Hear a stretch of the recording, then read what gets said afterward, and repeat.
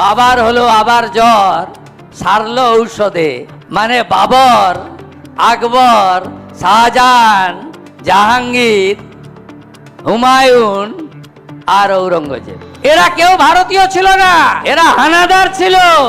ব্রিটিশরা লুট করেছে, তার আগে এরা লুট করেছে। আরে ভাই, তারা 800 বছর রাজত্ব করে, যদি মানুষ না চাইতো ছুঁড়ে ফেলে দিত।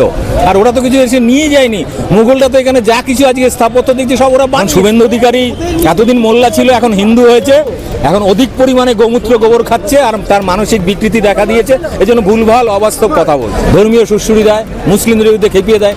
আরে মুসলিমরা তোমার কোন বাসটা দিয়েছে আমাকে দেখাও। চাকরি খেয়েছে? না। ব্যবসা খেয়েছে? খায়নি। তোমার কিছু দখল করে নিয়েছে? কিছু করেনি।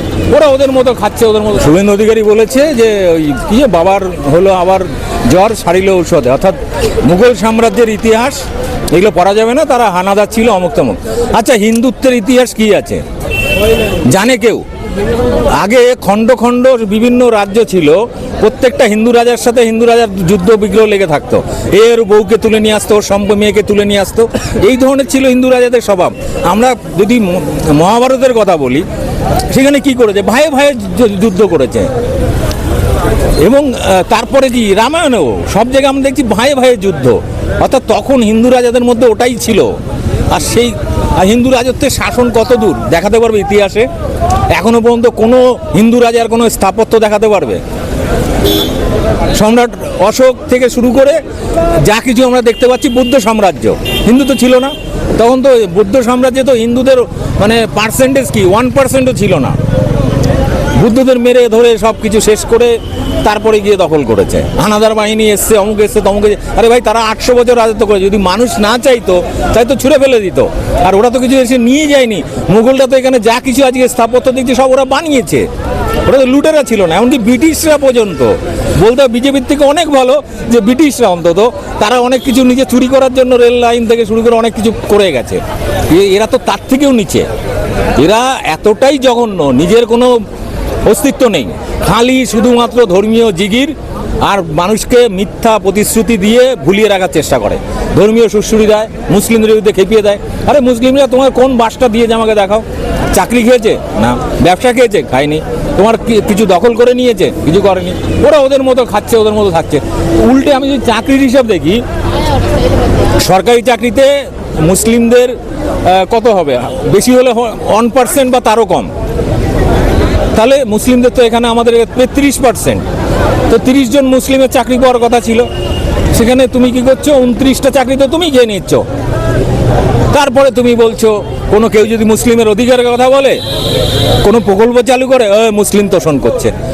আরে ভাই, তুমি হিন্দুদের জন্যই কিছু করছো না, তুমি কি করছো? হিন্দুদের খেপিয়ে দিচ্ছ মুসলিমদের বিরুদ্ধে। এইগুলো কিছুই না, শুধু ভাওতাবাজি। বিজেপি 12 বছর হয়ে গেছে, মানে কত বছর এটা? 14 তো, হ্যাঁ 12 বছর হয়ে গেছে।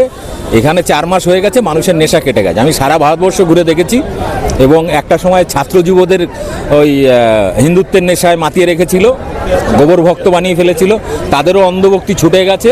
বিভিন্ন রাজ্যে ছাত্র যুবরা যেভাবে আন্দোলন করছে দেখার মতো। আপনারা দেখবেন এর মধ্যে ঝাড়খণ্ড, বিহার এবং উত্তরপ্রদেশ, দিল্লি, বিভিন্ন রাজ্যে, ভোপাল, মধ্যপ্রদেশ, বিভিন্ন রাজ্যে যে পরিমাণে আন্দোলন হচ্ছে, আমি তো বলছি এখন যদি ইলেকশন হয় আর ওই কেন্দ্রীয় বাহিনীর চোখরাঙানি বা মস্তানি বা মিডিয়া যতই দালালি করুক বিজেপির, আর এখন যদি সুষ্ঠু নির্বাচন হয়, বিজেপিকে খুঁজে পাওয়া যাবে না, না বাংলায় না ভারতবর্ষে। ফলে ওই সমস্ত মুঘল অমুক তমুক গল্প শুনিয়ে লাভ নাই। আর ও কি ইতিহাস পড়েছে? ইতিহাস ও আমাদের ইতিহাস শেখাবে? শুভেন্দু অধিকারী ইতিহাস শেখাবে বাঙালিকে? ও কোথায় ইতিহাস পড়েছে? ও যে ইতিহাস শিখবে? মানে টোটাল আমি বলছি, মানে এরা এই যে এরা বৈদিক সাম্রাজ্যের কথা বলে, একটা সময় নাকি বৈদিক ছিল, স্বর্ণযুগ ছিল, অমুক ছিল। কোথায় ভাই? তার একটা নিদর্শন দেখাও আমাকে, যে বৈদিক যুগে অমুক তৈরি হয়েছে, বৈদিক যুগে এটা ছিল ওটা ছিল। কোনো একটা নিদর্শন দেখাও, কিছু তো দেখাতে পারো না। পাশাপাশি আরও বলছেন যে মাইক নিয়ে যে ইস্যুটা হচ্ছে পশ্চিমবঙ্গে, বলছে যে 56টা মুসলিম রাষ্ট্র আছে, কোথাও কোনো মুসলিম রাষ্ট্র নাকি মাইক দেবেন না। ঠিক ঠিক ঠিক ঠিক ঠিক আমি জানি না ও কটা মুসলিম রাষ্ট্র ঘুরেছে, তবে ওই আজানের সামান্য কয়েক মিনিটের আজানের জন্য হিন্দুদের এত বছর সমস্যা হয়নি, মানে সেই মোগলের থেকে শুরু করে এখনো পর্যন্ত মানে 800 বছর 900 বছর কোনোদিন কারোর সমস্যা হয়নি। এই বিজেপি আসার পরে হঠাৎ করে হিন্দু বিপদে পড়ে গেছে, কানে বেশি লাগছে মাইকের আওয়াজ, এগুলো সমস্যাটা অন্য জায়গায়। সমস্যাটা হচ্ছে এই যে ধরো দুর্গাপুজো হবে, এক মাসের বেশি রাস্তা বন্ধ করে হবে।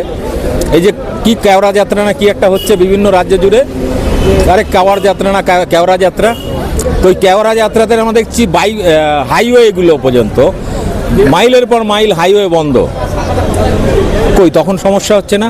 আর একদিন ওই মুসলিমদের ঈদের নামাজের দিন শুক্রবার একটু সব মানুষ নামাজ পড়ে, তো সেদিনকে জুম্মার নামাজের দিন ওইদিকে নাকি বিশাল সমস্যা হয়ে যায় ওই 15 মিনিট বা আধা ঘন্টার জন্য। এইগুলো হচ্ছে যে 3 বাটি খাওয়ার পরে এখন মানে একটা কথাই আছে যে কেউ যদি মানে হঠাৎ করে কেউ হিন্দু হয়ে যায় বা হঠাৎ করে কেউ মুসলিম হয়, মানে এটা কথা আছে, কোনো হিন্দু যদি মোল্লা হয় অধিক পরিমাণে গরুর মাংস খায়। এখন শুভেন্দু অধিকারী এতদিন মোল্লা ছিল, এখন হিন্দু হয়েছে, এখন অধিক পরিমাণে গোমূত্র গোবর খাচ্ছে আর তার মানসিক বিকৃতি দেখা দিয়েছে, এজন্য ভুলভাল অবাস্তব কথা বলছে।